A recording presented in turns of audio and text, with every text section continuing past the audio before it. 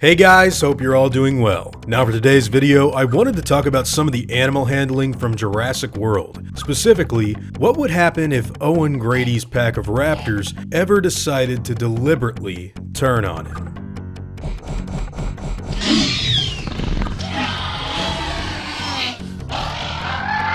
So I know what a lot of you are probably thinking. What if they turned on him?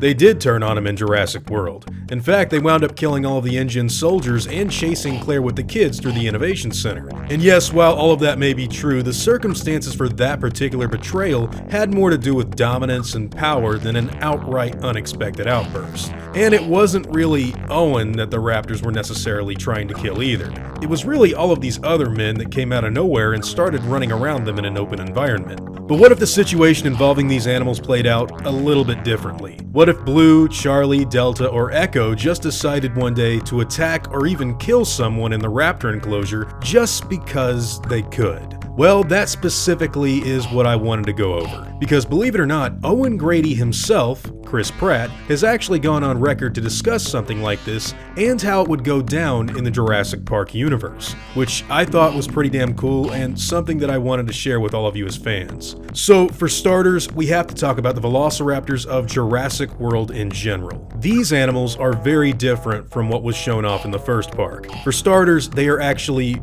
very well taken care of, allowed to move in a significantly larger environment, and even receive care and attention on an animalistic behavioral level that was just non-existent when Robert Muldoon was running things. But with all of that attention to detail and care, that doesn't necessarily mean that they are 100% docile. No, in fact, one of the main focuses of Jurassic World is just the fact that these animals can and will kill you if you're not being extremely careful with them.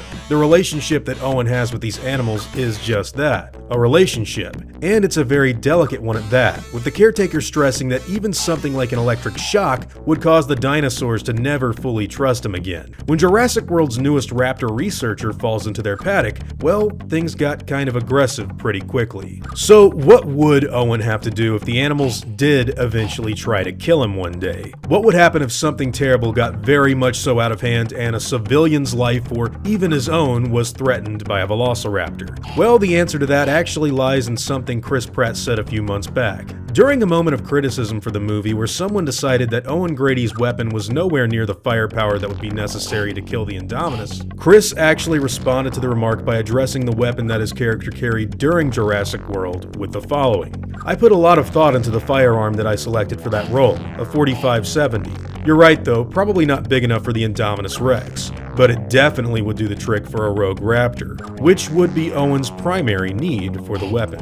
Now in the film, Owen Grady carries with him a Marlin Model 1895 SBL lever-action rifle. Just like Chris says, the firearm used a 45-70 in the film, which, if you've seen Fallen Kingdom, is more than enough to cause a velociraptor serious harm. In fact, if Owen Grady was forced to use this weapon on his animals, it would most definitely kill them, which is probably why he refuses to shoot instantaneously when the animals decide to follow the Indominus Rex instead of their paternal caretaker. Grady's whole role in Jurassic World was to document and research the raptors in order to better understand them as animals and not monsters. But if the need ever would seriously arise, then yes, he would most definitely have had to have killed them.